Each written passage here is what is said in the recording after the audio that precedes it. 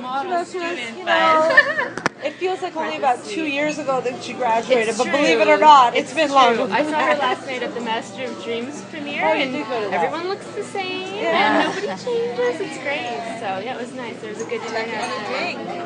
I may have a Tea coffee, or but coffee? I'm going to get for you. Thank Just you. the regular coffee? Yep, just regular black coffee is great. Thank you so much. Okay. So is this your first experience, all of you, into the world of jewelry? Do you have family in the business, or you just decided to jump No in? one in our group does, I don't think. You don't have family in the trade. I know we've experienced. Our gemology professor is actually telling us that she kind of sees students, a lot of whom have families who are in the trade, and that's why they come into it. But I think particularly our year, we're a small group. It's about 18 of us. Not so many people with family in the trade. Very Yeah, nice. so I think the trend is shifting a little bit because it used to, and all girls too, because I found it's still an old boys club. really, we have 18 students. Nice. Only 5 of whom are male. Okay, great. Yeah, so it's a Great. predominantly female-led I program always right found now. it so interesting to have so many males in an industry that's largely consumed by females. It always struck me It is. as a little It's odd, definitely. but- That's interesting to hear because just by the makeup of our class, I expected more women in the industry. But that's interesting to hear. Really. So yeah, no, it's something. When I was a student, it was only half and half people whose family were in the business, and people who just fell in love with it and wanted to pursue it. And actually, a few people in my year in gemology had come from the 3-year jewelry arts program into gemology, which I think was unusual for that year. There's probably about 4 or 5 people that did that. But I find once you get out into the industry, especially with people who are stone dealers, there's almost no people that just start up because it's hard to finance too, right? So it's Right, usually you would something need that yeah. it started at least one generation before, if not 2 or 3. Right. So it's interesting. Yeah, the capital to start that would be, Yeah. especially now, particularly with the price of stones and gold going up, it becomes Up, down. I was just talking to somebody with tanzanite. It's one of those things that sometimes one of our up here- questions. So, okay. Interesting. It's like you read our minds. All right. Well, if anybody has anything to say Well, about we just wanted to be like a natural conversation with you and kind of led by you, but we do have like certain areas that Martha would like us to dig into. yeah. So maybe we can start by what it is that you do every day. Okay. Well, I actually I don't know if Martha mentioned, but I was at one company for almost 9 years, and then I actually just moved to the company I'm at right now, although I've known them for many years. I just started with them actually 3 weeks ago. So, and one of their long-term employees there, a gentleman named Jeff, I first caught wind of this company when he came and spoke to my class at George Brown.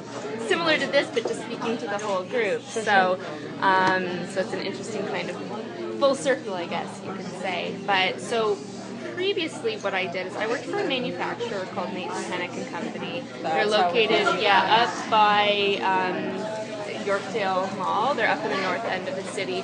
And in the industry, because right now I'm in 55 Queen, which if you guys know is like the hub, 21 Dundas, 27 Queen.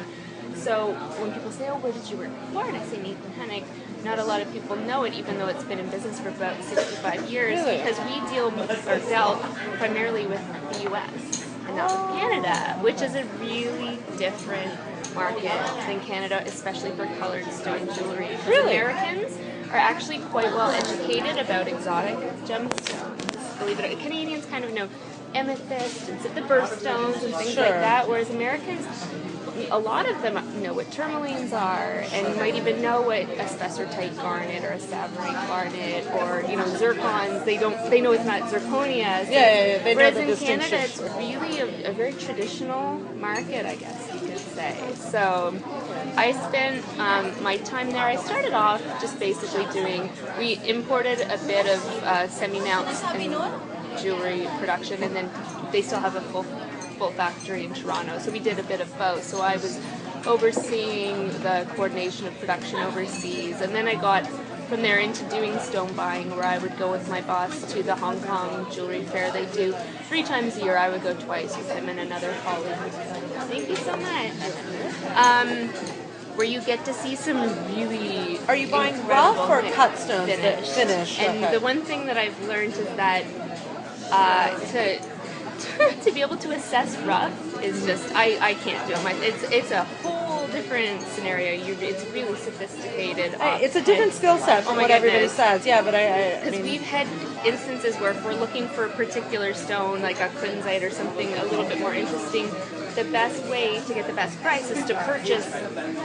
We don't purchase the rough, but we'll finance the purchase of that rough, essentially. So say we're interested in that lot, it's $50,000 or whatever it might be, and they'll kind of give you an estimate of what they think that will yield. We might get your cutter gives you this estimate. the person, usually the dealer, that they'll say they take care of all the cutting, but they'll say, well, we think so you don't even have to coordinate that end of it. The rough dealer has I'm sure a cutter there are people that can, but it's just something that's so sophisticated, I'd say. Like, it's really a skill and an art, because you're dealing with some stones where we've actually had them say to us after we didn't get what we thought, once we cut into it. The yield is simply an estimate. It's not a guaranteed amount that Exactly. And they might expect say, well, we think, it's clean enough, we should get a lot of large stones and maybe a few smaller stones. Or they might say, well, it's heavily included, so we'll be dealing mostly with smaller stones. So it's a bit of a gamble then. But even they don't know. Like, we've had people we've dealt with for years that were experts that once they got into that rough material, you don't know what's in the core, and sometimes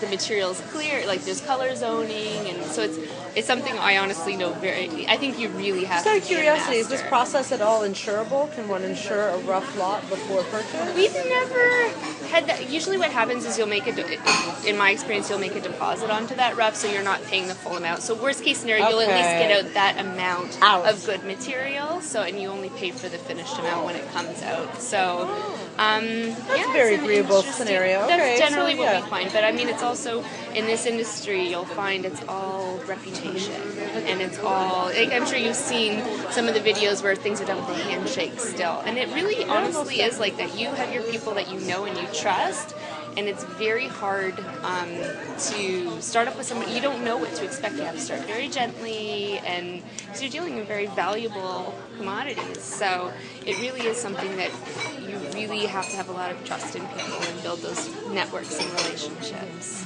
And most of your sales are done, you said, with the previous company into the U.S. Most of it. And they would be set by larger jewelry manufacturers? We were the manufacturer. You were the manufacturer? Yes. So we manufactured, we imported a little, like we had a partnership with an overseas manufacturer, so there was a bit that we would bring in finished, but mostly what we would do is bring in if it was a diamond mount, it would be set with the small diamonds, but we would add the colored stone into the here. center, yeah. So Okay. a little bit of both. And currently at this new position, Yes. you're doing something similar? The new position is traditionally a stone company. They've been in business for over 50 years, and they've also, more recently, they also do have a finished jewelry line, which tends to be people who are traditionally only dealing in loose gemstones. Almost everyone now has their own line of jewelry, because theoretically they can offer you a better value in a finished piece than if you were to buy that stone and bring in your own mount. Setting, yeah, of course. So, and it's just a very natural way to move through your own inventory. It allows you to buy parcels, where the most economical way to buy a parcel of gemstones isn't buying 100 carats of 8x6 ovals. You'll take the 8x6 ovals, and there might be 5mm cushions and everything mixed in. You sort through it. This will be your higher, if you pay $500 per carat for the lot. Some of it might be prime goods, so you'll say, well, I can get $1,000 a carat for that, but this isn't so great, so I'm only going to charge $250. So it allows you, and that's traditionally for a stone dealer how they would purchase merchandise. So it just allows you to work through that merchandise in a more efficient way. And you're working mostly with colored stones at this point?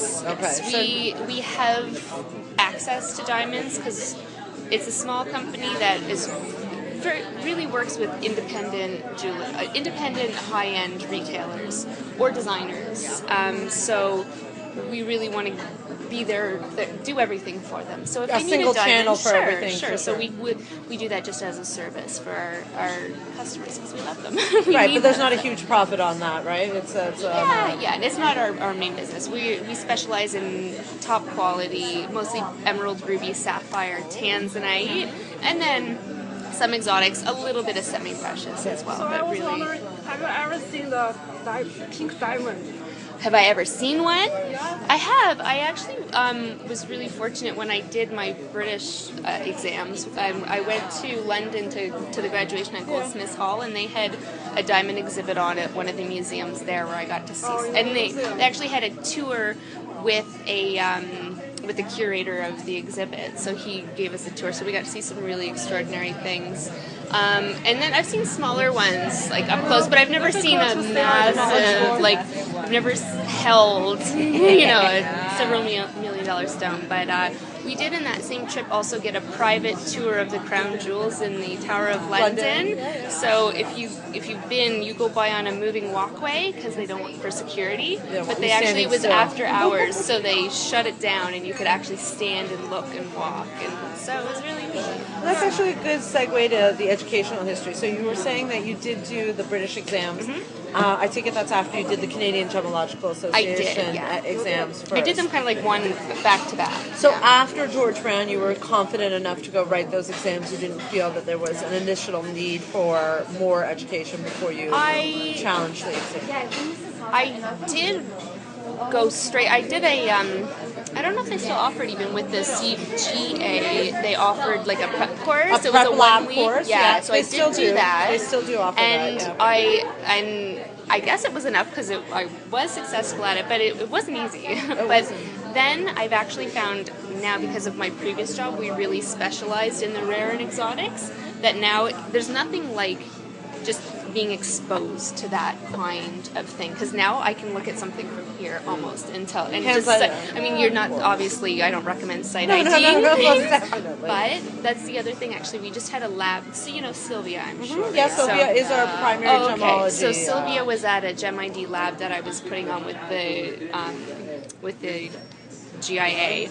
And so we wanted to put in some tricky stones to see if we could stump people, especially people like Sylvia, who are extremely knowledgeable. And you learn it's dangerous to follow sometimes the rules, but also to sight ID, but that your instincts are really important. Because there were some times where people would have a gut feeling, but they would say, oh, but it can't be because of such and such, or because of this inclusion. And so it's gemstones, like, because they're natural, they'll do crazy things, and but I think that only comes with your kind of experience. Someone like I mean, I think in a perfect world, if you had the time, which obviously some people want to go and do the certification right away, if you have the time, even if you can apprentice with someone, or even if a company's looking for help to count their inventory, and they because it's it's all labeled. It's not like you're identifying things. You're just counting and weighing and entering it onto a spreadsheet. But you would get to see such a wealth of things. the exposure just to everything would be wonderful. So when you learn in theory what all these inclusions are, what a 3-phase inclusion in Colombian emeralds, but until you see it, it's a very different experience. So you said you did the 3 in succession. You finished George Brown, then did the Canadian, and then you did the British. And I actually did the Canadian and British in the same year. It's just the time they had them staggered out. I think they were a month. I'm trying to remember. I just remember the British was a bit more involved for the written portion of it, from what I remember. Yeah. And it's interesting because I don't know if you've heard any rumors about the GIA exam, but they have, I think a 20 stone or 30 stone ID, and you basically have to get 100% on it. But there's no written, it's just like computer.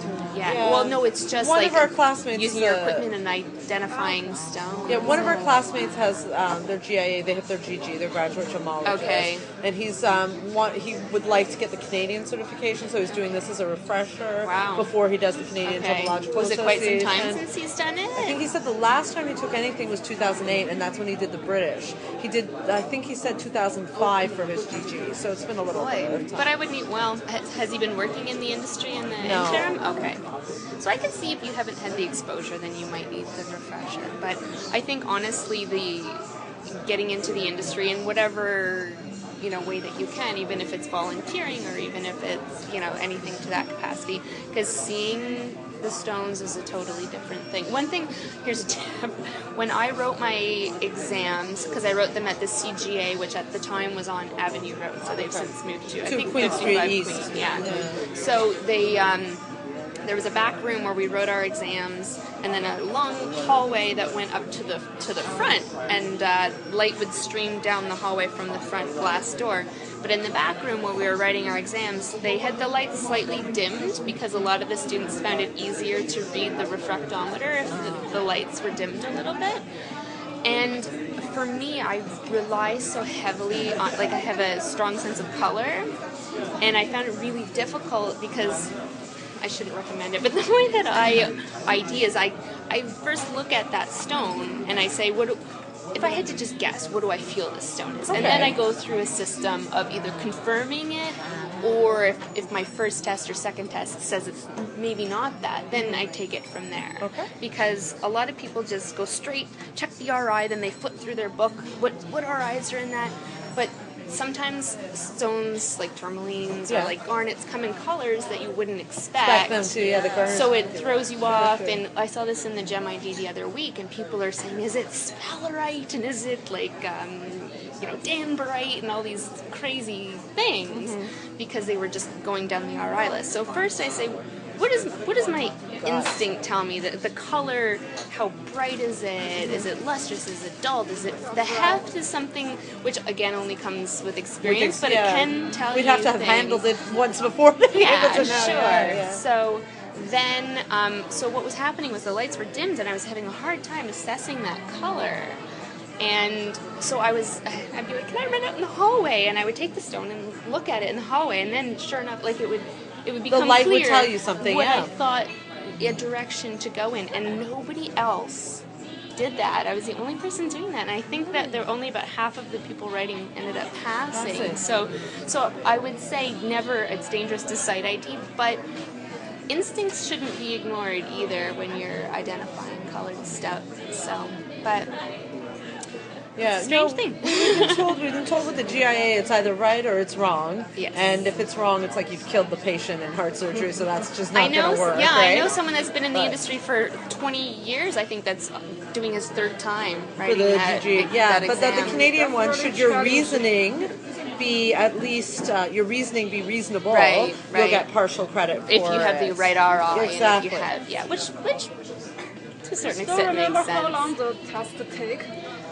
I think it was like the better part of like a 6 or 8 hour, like a day, It's a like full- a 6. I think it was. I yeah. understand now they have it broken up into 2 days now. Well, we did the written separate Yes, from the that's the exactly how they do it practical. now, Yeah, I think that it was that way too, but I think it's a better part The of practical, they say, can take, it's up to you, but you have a maximum of 8 hours to Okay. complete it. So that seems about right. Yeah, it's about right. Yeah, it's hard to remember, but yeah, it's nerve wracking, but it's. You've already kind of touched a little bit on what we wanted to move to next, which was what the industry is looking for in terms of who they'd like to hire. So initially I noticed you were talking about doing some internships, trying to handle and be exposed to as much as you can. Aside from that, what other, what other qualities are employers looking for? I'm gonna have to think, because I think all employers look for, depending on the size, because there's obviously large manufacturers where from like if you're strictly coming from a gemological background and not from a jewelry, if you don't have any actual manufacturing experience, you certainly still understand, certain stones shouldn't be in bezels or, certain handlings of stones. But so for a manufacturer, a larger scale production, I think an introductory level would be somebody assisting the stone buyer or the stone sorter. For example, the factory where I was in, we had a main stone buyer, and she often had somebody helping her, and that person maybe wasn't an expert on stones but would be able to color match. Okay, we're going to make a pair of earrings, so I need to take these amethysts and make sure that they're matched into pairs, the cut's similar. Sometimes it's more complicated where the earrings have two, like a garnet and an amethyst, and the garnets have to match this way, and into pairs, and so sometimes I would say there's more introductory positions, but introductory positions might only last for a week, a month, a year. It would be something that They don't necessarily lead to full-time Correct. employment. Okay. I would say in my experience, what I've seen is that generally, if you're coming straight out of school into the industry, I wouldn't be intimidated buy an introductory job if you feel confident that you can build on your skills, learn quickly once you have the exposure. And I would probably bring up the subject at the interview. You know, this sounds like a great opportunity to learn. I'm looking to learn and grow, and is your company a good fit for that? Even the position that I'm in right now, the advertised position was for a more introductory position, but I really loved the company. I knew of them. I knew the people. I knew that because of this historically established Canadian exactly, company, and right? they have probably one of the strongest reputations in Canada for colored stone and integrity. People know if you call them, you're going to get a gorgeous stone. You're going to get the right price. There's no, you're going to get great service. It's just, which takes years to build up, and it's a credit to the owners that they've done that. So I was just very interested in the company. So when I contacted the owner, I just sort of, had to gently broach the subject of, I understand the position you're looking for. I might have different experience than you. Don't want to say I'm overqualified. I might have, but that's something too. Like sometimes resumes would come through my previous job, and we'd look and we'd say, "Oh, this person's overqualified." But what I did with him was just sort of let him know what I felt that I could offer his company. And that's where smaller companies often have room to grow, even if they're not aware of it at the time. If you do your introductory job, build your confidence, feel like you're capable of doing more, then that would be an opportunity. And then the responsibility grows from there once they see your the capacity. Pressure, and all those good things. But certainly, I would say in the gem industry, it's something where you keep growing all the time. There's always things I almost see it as people in, I'm sure doctors wouldn't like to hear me say it, but like the medical profession, where you go to medical school, you get your degree, but you can't stop studying then. There's new developments every day and new technologies. In the gem world, with treatments and with synthetics and all of those things, prices going up and prices coming down. It's something where and the GIA website's a great resource for that. The British Gemological Association, GEMA always has great newsletters keeping you abreast of different fracture filling and rubies and things like that. So I'd say that an ambitious person in the industry, if you keep your ear to the ground and go to any different events that you see being organized, and it is also still it's contacts as well. Networking you meet counts, people. definitely. Networking is really, and it's important in I think every profession right now, but especially it's a tight knit community too. So I would say just always look to grow. Don't be afraid to bite off a little bit more than you can chew if you feel like you're capable with a little bit of help to get there, and a good employer will help you get there and be happy to bring you there. So employers are looking for one of the three big designations, so either the Canadian, the British, or the American before you're employable, or not necessarily? I would say certainly for a mid to higher position. I think it's more even, for example, where I am right now, we have non-gemological people on staff that would be more administrative, even though they know the jewelry inside and out. They worked there for years. They know as much probably as I do, but they're not technically gemologists. When a customer calls that is a new customer that isn't familiar, they really want to talk to a gemologist. So I would say yes, there are. So there is value to it, I certainly. think so. I think so. Wonderful. Yeah. And you get to put letters on your business lots card, and right? lots of letters to follow, right? Yeah, yours must be just full of them right now. But it is something I think that people, it does say something. It shows that you're confident and that you put the time into it. So you've already touched a little bit about the industry being very reputation driven, and that reputation really matters. Is there anything else when it comes to the industry? Is it a particularly pressure-filled industry? Is reputation important because there's a lot of unscrupulous dealers out there? If you could elaborate on that a little bit. Well, with the pressure, I think every company is different. I think even for independent jewelers who run that, we see all types Retailers of kinds, all the and you time, see sure. people where they are always, and then you see people, hey, how's it going? I think part of it depends on the individual. Part of it depends on your clientele that you have. If you're lucky and you have the type of clientele where money isn't an option and they're like, just buy me something beautiful, but even that, that customer might be very particular too. So pressure, I would say it really depends on the nature of what you get. In manufacturing, again, depends on on who your customers are in the end, but obviously with orders and deadlines and mistakes do happen. Of course, as they do with anything, I'm Everyone sure. has horror story. I mean, it's not a lot unlike if it was a company manufacturing clothing or shoes, and sometimes that pattern goes onto the wrong fabric, and it gets, happens. there's It does there's happen, this sure. that stone goes into the yellow gold instead of the white gold, and so there are, I would say certainly there are stressful situations you'll probably encounter, but part of it, honestly, it's the team that you work with, it's the ownership that you work under, and it's something that you just get a feeling for. And your customers, it's something. There's another part of the jewelry industry that I never heard about when I was in school, but it's dealing with specifically with working with insurance companies on the replacement of lost, stolen, damaged goods, which I'd say that, there are people who really do want a gemologist. Sometimes a gemologist is just buying stones, but sometimes a gemologist, it's enough to have the gemology, and then you learn kind of the jewelry side of it As along with it, because you work with a great designer and a great, you're more just dealing with the client. And that can be, I would say stressful, but I know that it can be very hard to sit all day long across the table from people who have been robbed, who have lost their great-grandmothers, because I have colleagues who were doing that sort of work at my former place, and they're like, I would be sitting there and she'd just start crying. Because you can't replace the sentimentality That's of it, right? That's and right. emotional attachment That's to right. it. And I know for some people jewelry is an industry, but for me I got into jewelry because I love that it usually marks significant events in people's lives, and it really does mean something. Like, sure, sometimes it's just something beautiful, but it really does.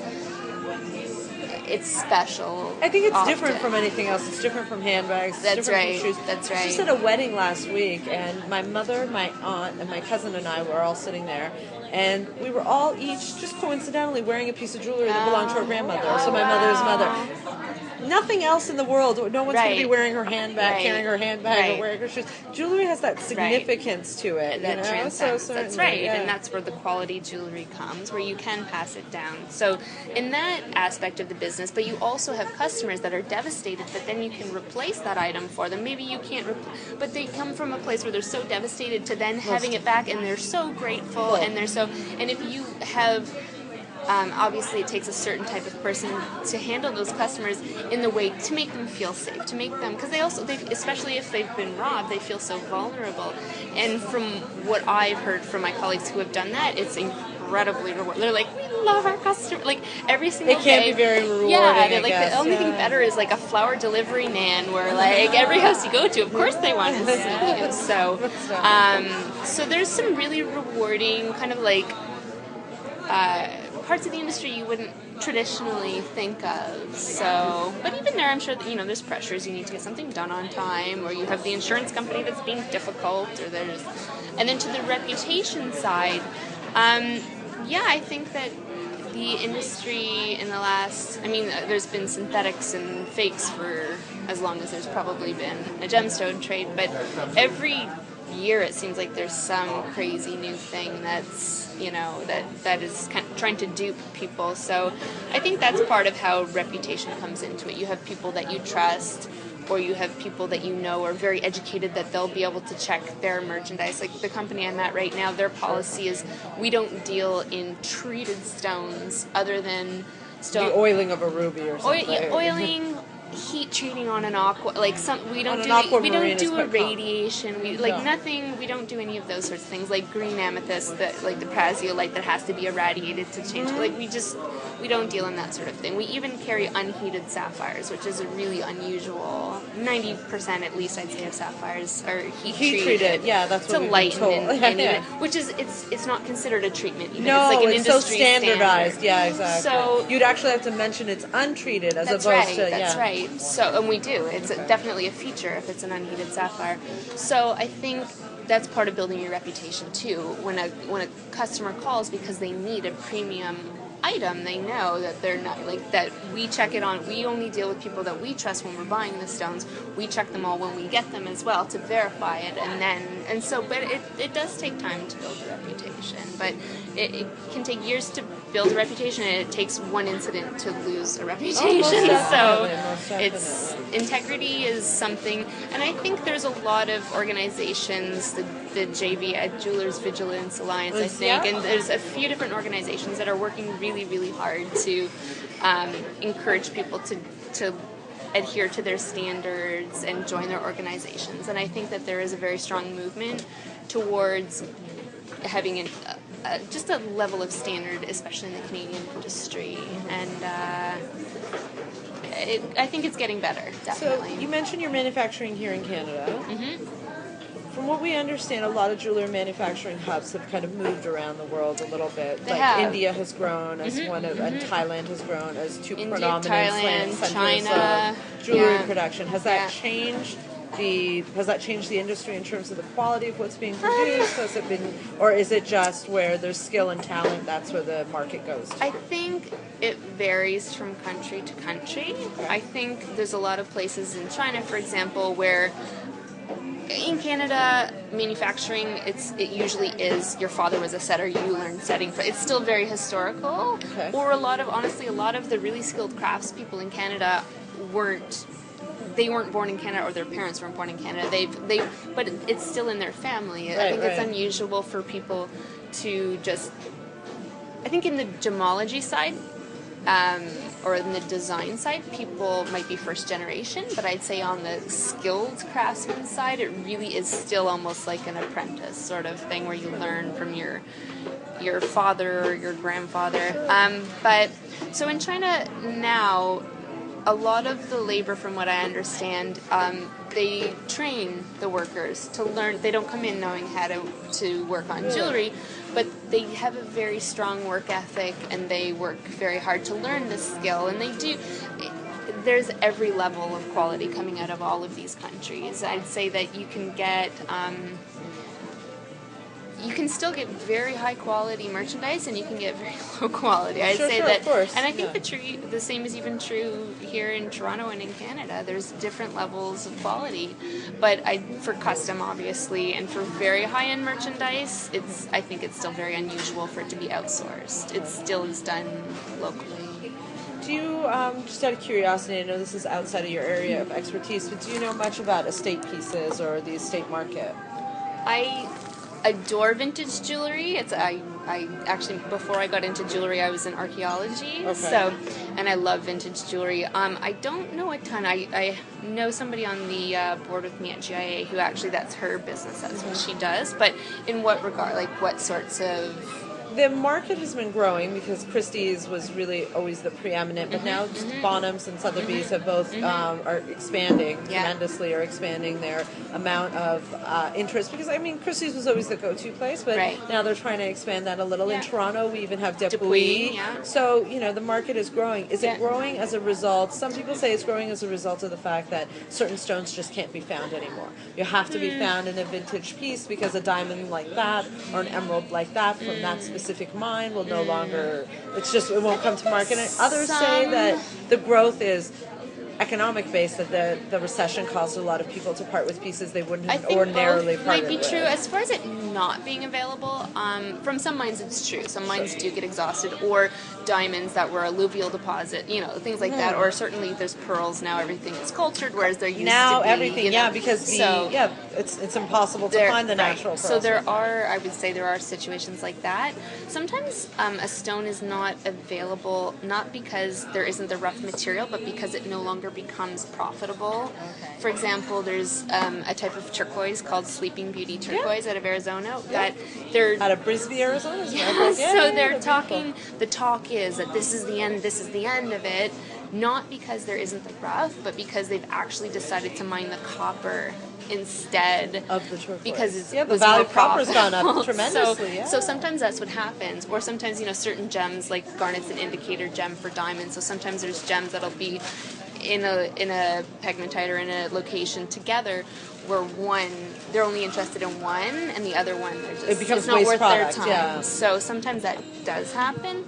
I think also, but for the quality and for the price, it's sort of like antique furniture almost. Like you can't, for the price, you couldn't get it made to that quality anymore. today. So, and I think some people who appreciate That's vintage a good jewelry, analogy. I like that one. but there's Okay. even in some situations people will buy. I've heard of people who will buy an old mine cut diamond because historically diamond quality was so very high.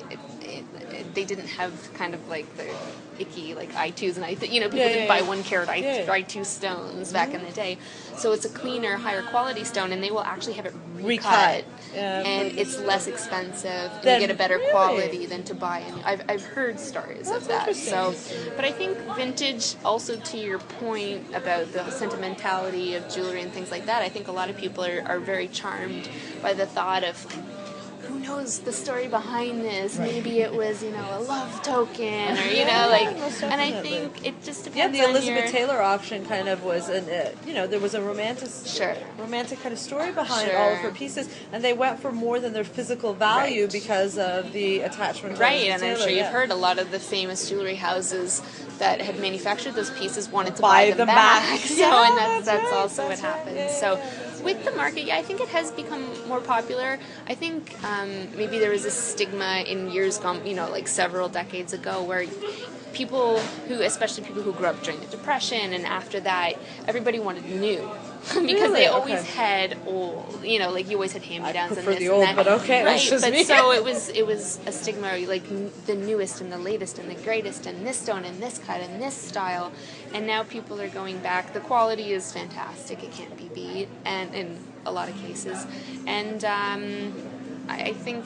There's a lot more appreciation for Art Nouveau, Art Deco. If you want to take enameled pieces, like where are you going to find somebody doing the enamel that you can find on a vintage piece, or the micro mosaics that skill they isn't did? even there. It's just so those things. What about accessibility to designers that you wouldn't ordinarily have access to in the open market, like Jar being one of the main examples, right? He produces 40, 50 pieces a year, and it's unless you have access to him, you're not. And then the Ellen Barkin auction, she released something like 100 pieces in total of his work. Is that a factor, or?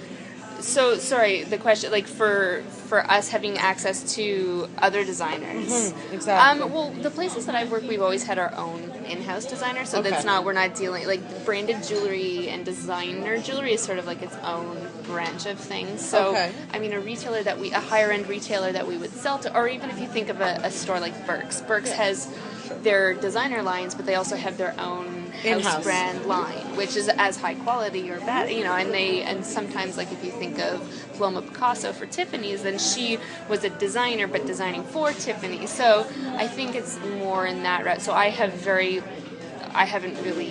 gotten into that working with other designers. The closest I came was the previous company I worked for. One of the things they also specialized in was doing like very high quality semi-precious silver jewelry, where it used to be always gold and exotic, but as gold went through the roof and silver became more commonplace, Tacori started doing silver and everybody started doing silver, there was a demand for that, and we actually worked with a few different designers, higher, like ones that aren't maybe like, I wouldn't say household names, but there's a few. There's a woman, Colette Steckel, out of Mexico City that has, she would have Salma Hayek buys her pieces, and so does have a celebrity following. So we worked with her and a few other designers to replicate their high-end pieces in silver and semi-precious, but trying to maintain the integrity and the quality, still very solid shanks in their rings and things like that. So we have done a little bit of that, but it's fairly unusual.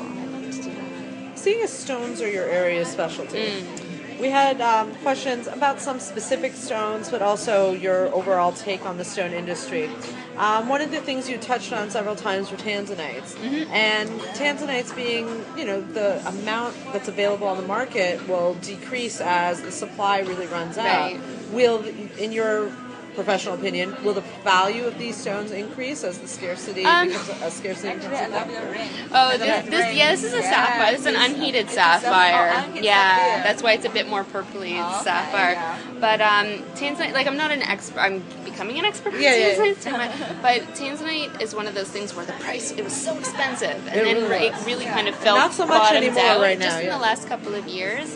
Honestly, like prices with gemstones, people always say to me, should I buy this? Is it a good investment? And I always say, if you love it, buy it, but don't buy it for an investment, because if you know the secret, then, you know, like, it's very hard to say. I'm sure you've probably from your instructors heard the stories of how in Queen Victoria's day that amethyst was this rare and precious gem material, and then they found Brazil. Huge deposits, yeah, So, exactly. and then it's, you know, $3, $4 a carat, whereas before it was considered almost as valuable as diamonds. So with tanzanite, I mean, it's supply and demand. Obviously, there's exceptions like diamonds, where De Beers basically just holds them like this and lets out a certain Speaking of amount which, at actually, a we time. were getting to that. You know, many stones, sapphires, rubies, other things are actually rarer than diamonds, but diamonds command a higher per carat price. Is this simply a result of marketing or the control, like the De Beers being the single channel controller of these diamonds? Right. Is this part of an overall business strategy, or do you think there's something innately about diamonds that commands a higher price? I mean, I'm not an expert. I know enough about diamonds, but I'm not an expert on the whole politics, if you will, behind please, them. yeah, of course. But certainly the control of the supply channel would play a huge factor. Definitely the marketing. A diamond is forever. Diamonds are Brilliant. girl's best friend. It's a brilliant line. If you look at De Beers, you know, every few years they come out with this great marketing campaign where it's associated with the style. About, I don't know, maybe 10 or 15 years ago, it was the Trinity ring, which was past, present, and future. And then there was the Journey pendant, and then there was the Love Knot ring, the Hercules. So every so often, Yeah, some we've brilliant studied person- a little bit about their eternity ring being a marketing ploy, that they had found these smaller diamonds, good quality, but smaller diamonds in Russia, and they needed a way to sell them, and they created the concept of the eternity ring. So, and supposedly a similar thing happened with when, I think it was Cartier, was it Bulgari or Cartier? I believe Cartier, that did their Tutti Frutti Cabochon line in the 60s. If you've seen them, where it's all and that apparently was the same sort of thing, where it was like they just had a source of these, and they're like, what are we going to do with this? And somebody sits down but I think design nowadays, you can do crazy things with it. Before it was traditional, it was a round stone or a princess cut with a halo of diamonds, and now people are mixing. It's almost like the arts and crafts movement, where it was less about the preciousness of the material and more about the design. And I think there's a return to craftsmanship, to techniques that have been lost, and sometimes people are taking expensive stones, setting them in silver, or vice versa. Like, I think there's certainly there's, you know, mass appeal, but the rules are very open in the design. Like, take somebody like John Hardy, and you not know, crazy about that stuff personally, but right. okay, But yeah. there's a market for anything out there nowadays. Yeah. Okay, interesting. Spinels. They come in beautiful colors. They're durable. Why are they not worth as much as they are? That's a great question, because I love spinel. Do you feel that they're underestimated? Yeah, undervalued? definitely. Let's begin there. I feel like every stone that I think diamonds are boring, and I think that there's so many people say, what's your favorite stone? And I wouldn't say, sometimes I'll just say tourmaline, just because it comes in the widest range of colors that I've seen. But have you guys seen Sphene, also known as Titanite? I forget which is the American and which is the British. Sorry, okay. Which is, it's like, We're still new. no, it's fine. It comes in it's usually in tones of like yellowy, browny, limey, it can go very chartreusey color, it can go more on the brown tones, but it's got these flashes of light. It's the most dispersive stone, and that would probably be my favorite, just because it's so interesting. You know, it's just so different, even though I'm not a yellow or green person. But spinel, I love spinels. I think it's just lack of awareness. If it's like anything, like if people don't understand it and people aren't used to seeing it, and I think just there's nobody looking to invest in the education of spinel in the market. I mean, so I don't know. It makes me sad. Certain stones. They had a even better lobbying and zircons marketing group behind them. They might be doing better. Fair enough. I don't Fair know. enough. It's an odd thing. Fair enough. There. What about jadeite? We find a lot of jade being valued, particularly in China and in other cultures. That can be apparently the values can be through the roof.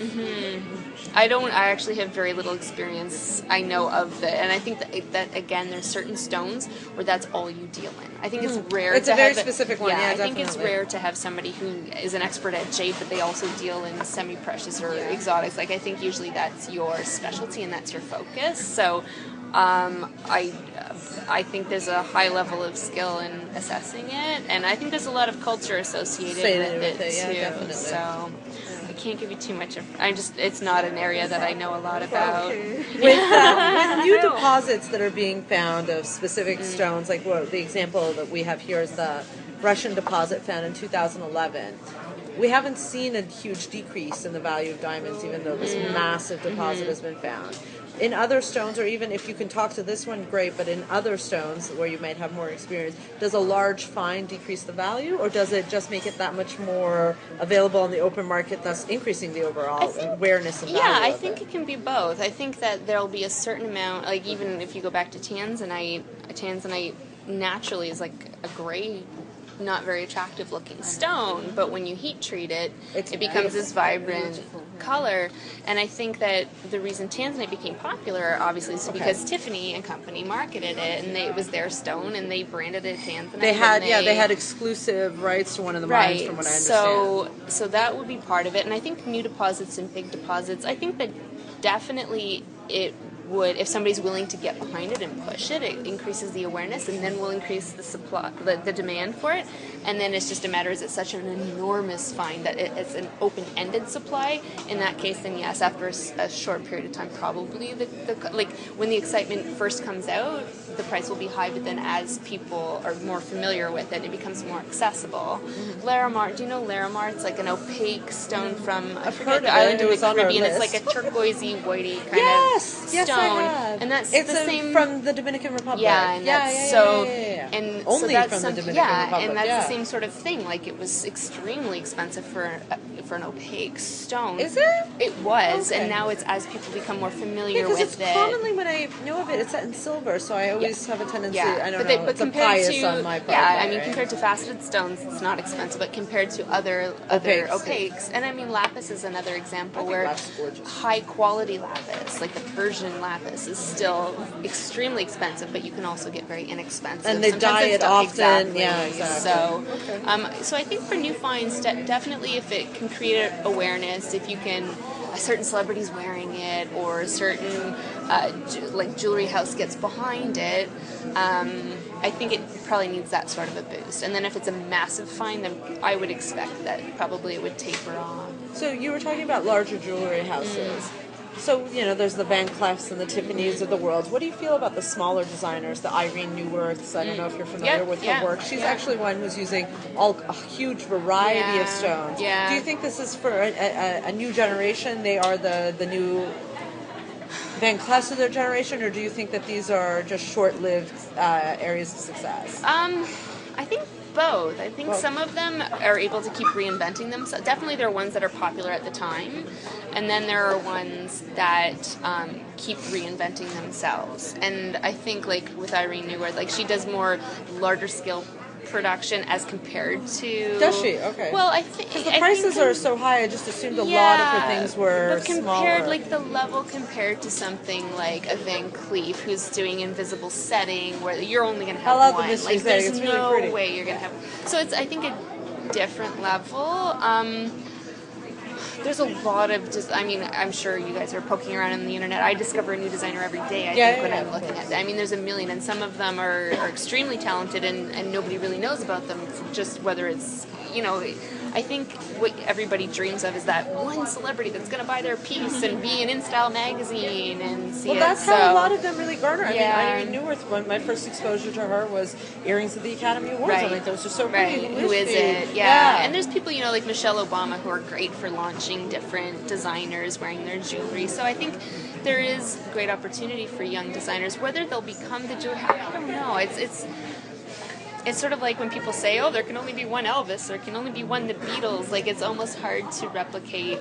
Some of these jewelry houses are so established, and they have techniques that just are almost secret now, and that they're only within their own Yeah, houses. I know. With Van Cleef, so- apparently, regardless of what level of training you have as a setter, for the mystery setting, it's a 2-year apprenticeship Right. just to be able to Sign your properly life set. away. Exactly, to be able to like a do magician that. can't reveal the secret. So that's a hard one to say. I would say there probably out of the designers out there will be a few that will stand the test of time, but it's become such a different business now. Like to be a design house, you have your flagship store in Paris or Milan, and then you end up branching out all over the world. So it's a fairly huge undertaking now. And the capital To behind do it must be, yeah. So it's I don't know. It'll be interesting to see. We don't want to take up too much more of your time because you've been very generous with it already. Happy to. But is there parting words, tips, especially when it comes to pursuing a career later on? Yeah. I think some of the things I touched on at the beginning, which would be to seek out, Dupuis, for example, accepts students to go in and help them with their auctions. I did that for 1 year, which was fun and great. I've already contacted Dee Dee myself, so Deirdre, sorry. Yep, and she's the same person, 12 years ago when I did it. Probably. I own a small business, and she used to come in quite often, so that's how I met her even before this stuff. Okay, very cool. So, I mean, anything you can do like that. If you can, I think Martha and Wing Kei are great at staying in touch with people in the industry, and I certainly would stay in touch with them if I had opportunity for a student or a recent graduate. But even if it's something, just for a week in the summer or part-time, just to get exposure, even something that might not be exciting, like counting and weighing stones for inventory, but just what you would get to see and the exposure. So I would say don't be intimidated by small jobs and things like that, even if you can convince someone to let you, help them out for, with antique jewelry. I worked just for a weekend to get experience with, now her name escapes me, with vintage jewelry. She's on King Street, I forget her name, but she's kind of the preeminent Toronto vintage. Yeah, I don't exactly. know who that And would be. it'll come to me at some point. Anyway, just to see, and just to learn a little bit about what it's about, and who doesn't want free help, right? Sure. So even things like that. And then I would say always keep reading, researching, looking at new designers, being aware of things. The education doesn't stop with the degree or with the FCGMA or the FGA or the GG or whatever it is. Constant, yeah. Definitely. And I think network as much as you can. If you see any events that are being held with alumni for George Brown or any events, go to them. And somebody that you know might know somebody else and they just happen to need help for something. I think probably both of my main jobs in the industry have come through, I've heard about them through somebody that I knew in the industry. So definitely contacts are important. And just don't be afraid to work hard and keep growing. Yeah. Thank you. Unless anybody else has questions, I'm going to say thank you at this point. Yeah. Okay. Thank you so much, Thank Sally. We you. really appreciate Thank it for you. you to It's my take pleasure. after a long work week. For No, you to that's come in and fine. sit with us. We really I have a appreciate treat, but I just didn't want to do it on camera because it's just for security. But I brought a few stones if anybody wants to have a peek. Just a few small things to just have a look at. Should have brought tweezers and things. So that's blues. You can feel free to open them. This is a Blue zircon. circle. This is a rubellite tourmaline. Take a look at that. More tourmaline. More tourmaline. Let's see where I lean towards. Yeah. Bicolor, not the best quality. This would be the Nice watermelon, bicolor. or yeah. And how much of this? How much? I bought these years ago, so I don't even know. But this is an amethyst that they call a blue amethyst, which actually was from a specific location that when they heated it, it actually turned a bit more that. So you bought those personally? These are mine. Yeah, these are ones I've collected over the years. These are spinels. Oh, there you go. Your beloved So spinel. this is an Andalusite, which you can see is, and this is a. No, it's actually a garnet. Diopside garnet? No, crystal beryl. And this is the titanite I was talking about, which actually if I take it out you'll see better. It really has an interesting color to it. Kind of really digging this. I still love the spinel. Yeah, it smells those are just little ones. And you can get So you can see if you look, like it'll even have like red kind of flashes in it. Oh yeah, and the light, definitely. And that's a decent one, but some of them are just incredible. The light that comes off of them. These are tourmaline. Tourmaline, yeah. Simple amethyst, I just have a variety. These are both garnets, but this is like they call them almost a grape garnet. They can get really purple in the rhodolite sometimes. More tourmaline. Grape garnet, okay. And these are, some say imperial, some just call precious topaz, which those are probably the more valuable of everything, because people are used to seeing the very inexpensive blue So topaz. this is the color. That's the natural color that it comes this is out. not heat treated. Yeah. That's really interesting. So do you work with suppliers for, like, say, for example, the Irene Newworth of Canada? I don't know who that would be. But you don't do that kind of supply. No, we sell Yeah. directly to independents for sure. Yeah, independent higher end jewelers, or even not only, but even definitely. Some people have stores, and some people are just designers. I absolutely love her work. I just can't see the justification for the prices now that I know what the stones are worth. Well, but some stones, the way that they're cut and they're just incredibly clean and do have a certain quality of color. I mean, I haven't looked at her stuff personally up close to be able to say, but Ylang23 or Barneys.com, both of them have huge selections. Yeah. Oh yeah, I've seen them online. I just haven't like seen and looked In up close, person. but- Only the Barneys, the two Barneys, one in Chicago and one in New York, are the only ones that carry them in stock, like in cases, and they can take a look otherwise. So these are not allowed for photo. Yeah. I prefer not. Okay, yeah. Sorry, thanks. Just in case. That's lovely. It really is. Yeah, I mean, they come certainly a lot more vibrant than that. That's No, I've seen the pictures of the watermelon tourmaline. I've never physically seen them yeah, before. I haven't That's put aside the crazy. budget for a really nice one yet. So. I don't know And about now, that. can I ask, you keep these, this is a personal collection, right? This is, okay, that's awesome. Because sometimes, like, if Great I'm collection. at trade shows, like suppliers that we work with, if we're buying like a big parcel, and I can buy like single stones from them very inexpensively because we're buying them A big in lot, yeah. I don't like buying diamond. Diamonds are interesting to me personally. They're I a mean, little I on do. the boring I side, if you ask me. understand that they're brilliant and they're durable, and I do understand all that. Just for me, the world of color is so much more exciting. So I just love, and for me, I don't see as much the value in diamonds that. Well, the price But- too high. Yeah.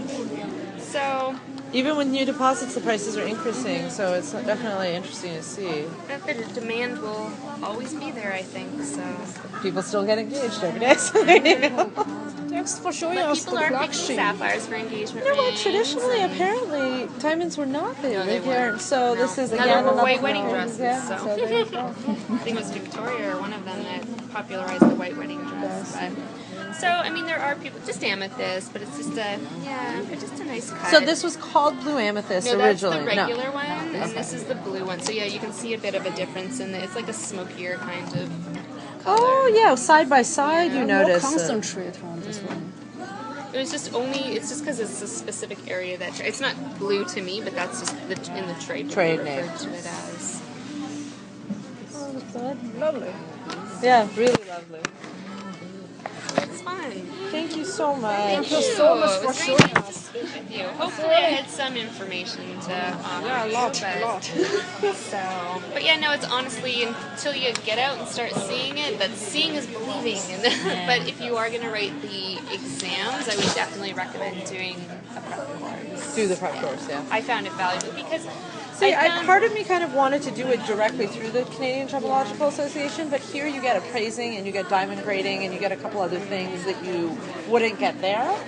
And the tuition was, I mean, it's a little bit less expensive actually at Georgetown, Right. so I figured why not. Yeah. But now I'm in like doubt Still because in doubt. everybody's like how difficult it is to. I mean, worst comes to worst, I do the other 4 months, right? Like, that's really yeah, not the and I end of the think, earth. I mean, I don't know if it's still the same, but when I was at George Brown, I'd already done the jewelry arts, but there was a bit more touching on the jewelry side of it as well, understanding the basics of, gold and manufacturing and different types of settings and things like that, that I'm not sure if they touch on that with the British No, at all. I don't think they Or do. with the Canadian CGA. Gemological. Yeah, it's just stones, Yeah. So I think that's Ironically, as just well. out of coincidence, like sheer coincidence, I ran into this boy my sister grew up with, and his the whole family is in jewelry. All of his brother went to. He actually went all the way to California and did the GIA program.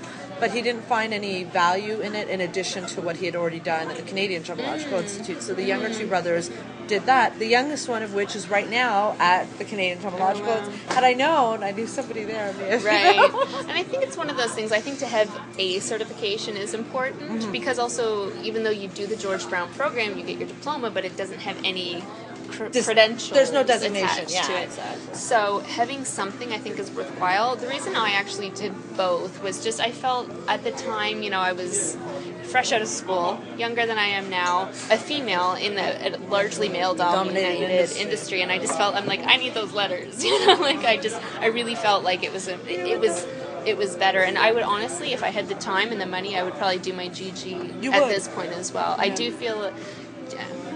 I know George Brown doesn't talk much about with GIA, and they're very different, and I think in Canada, but if you do get, GIA still does have a certain, certainly in the US as well, and worldwide does definitely, especially if you are talking diamonds and diamond grading, there's certainly still the standard.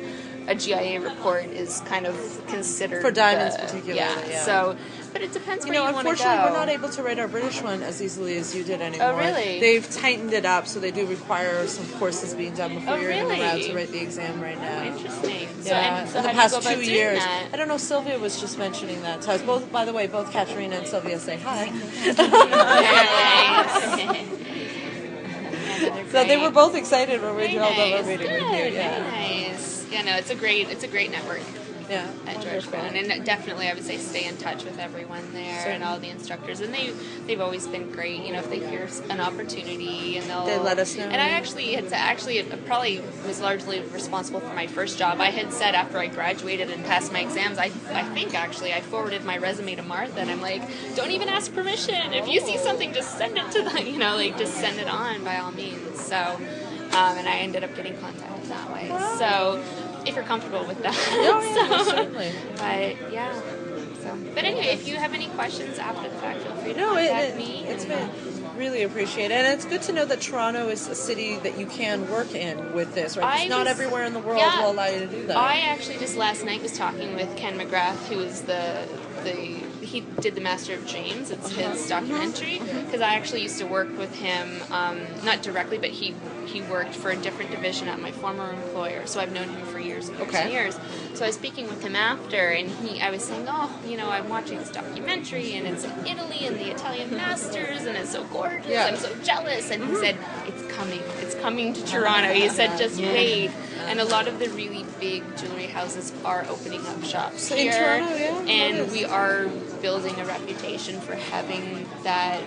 We're going to have a standalone Van Cleef and Osprey outlet in the next 3 years. Yeah, so I think it is coming. So, and the opportunities will continue. The manufacturing is shifting around, but there'll always be people needing appraisals. There'll always be people needing, so depending on what area you get into. But people will always want expert opinions, especially on something like jewelry and such. And I know people even that have jobs where they're a consultant on buying trips, where if people are traveling overseas, or especially if they're in Thailand and places like that, they will actually be the personal escort for the tour, advising them on purchasing gemstones and jewelry. So there's a million different things that you can do. A family friend of mine worked at a marketing department for Impolita. I don't know if I pronounce it Impolita. But she was saying, most of the manufacturing is done in Thailand. And in the early days when she would go, the artist would go herself, she would always take people with her because she wasn't as familiar. Confident. Yeah, exactly. Yeah. Oh, there's stuff there, lollipop stuff. I love. It's so cute. Yeah, no, they're great. There's a lot of, and I'm sure you could even create jobs that don't even currently exist in the industry. So, yeah, you're resourceful. Thank you. Okay, well, thank you. I feel very privileged that you want to consult me. For you. Oh my gosh, no. Oh my god. Oh my gosh, isn't that beautiful? Oh, thank you. Honestly, I'm very happy to help. So I don't know. Thank you. That's gorgeous. Holy. We can ask someone. Yeah, I bet. Sure. How about this?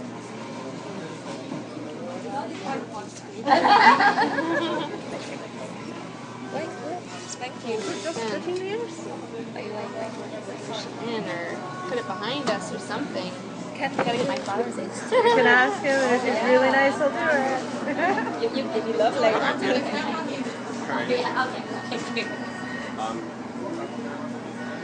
Thank you.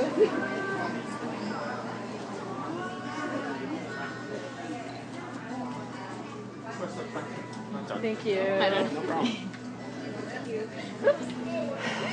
Oh, Did you oh, get? did you? I think You we didn't missed get it. one. I got one, but I want you to look at the key. Yeah, Ah, sure, okay. sure, sure. I don't think I was looking at the right one at the right time anyway. Purple can.